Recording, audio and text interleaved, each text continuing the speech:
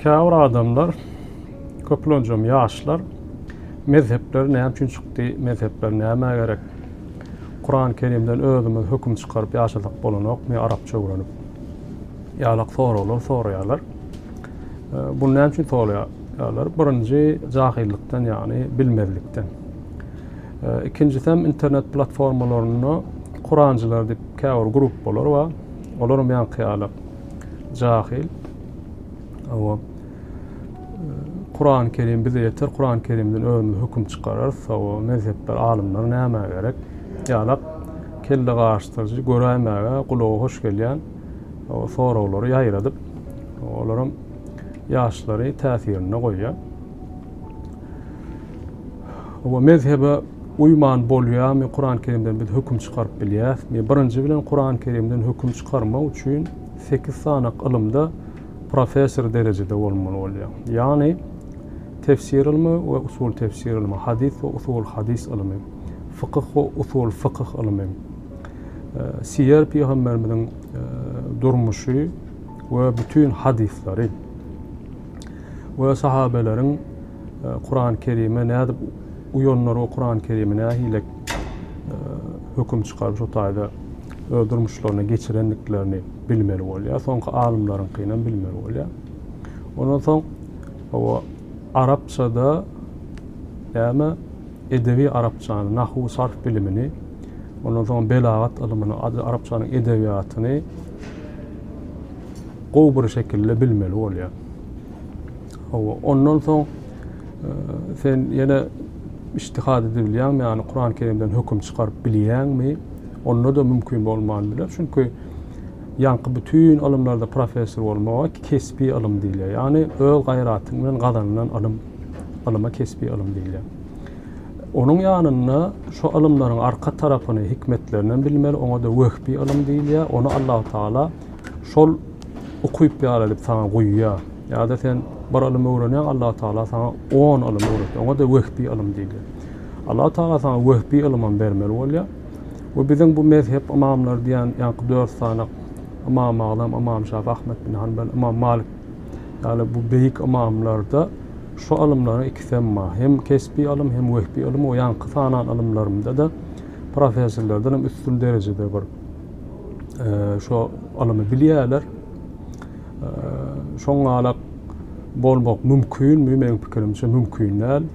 Biz ýalak adat adamlar üçin Allah Taala aýratyn bir okuyup vermedik bolsa.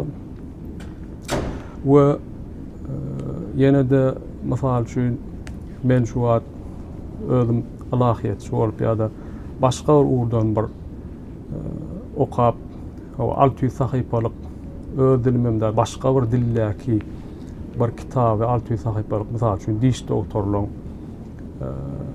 kitabyny alyp 600 sahypany şo dilde okap, soňra men adamlara o gelin menne diş doktor bolum, dişini soğurtmana gelin diýsem, näil adamlar maňa ananyp gelip dişini soğurtmaz we hatda üstümden gülerler. Edil şoňalyk. O ýanky 8 ilimi o professional derecede, profesör boljak derecede bileninden soňam Allah Taala ýanky wehbi ilimi diýilýän, ýani ilimiň okuýup, ilimiň arka tarapyny bilmek näme bir mümkin näl. O diňe Allah Taala ýanky adyny aýdyp geçen mezhep imamlarymyz ýa-da seçilen adamlar bolmasa gaty kyn. Şoň üçin näme etmeli bolýar? Biz özümiz onuň hüküm çıkarmaga çalışmak, şu ilimi bilýän adamlara uymaly bolýar. Käwir adamlar hem kelle gaşdyrjy şuňa soraýarlar. Aýdy o dünýä baranda diýen, näme sen mezhebe uýduňmy, İmam Azam uýduňmy, İmam Şafii uýduňmy diýip soralýarmy? Men uýasym melenokda at diýip şoňalak at diýdim. O dünýä baranda İmam Azama uýduňmy, mezhepler uýduňmy diýip bir hadis bilemdi ok. Ýöne Kur'an-ı Kerim'de fes'elu ehle zikr in kuntum la ta'lamun.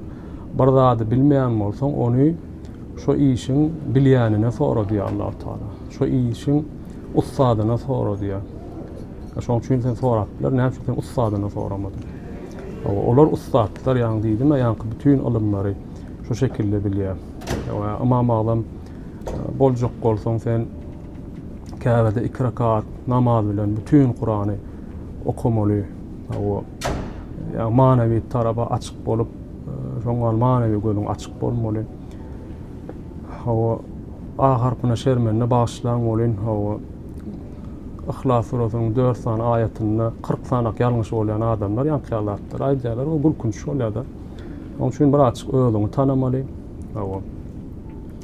Oňa uýjak gäl men Kur'andan çykarjak zat diýip gülkünç zatlar etmeliler.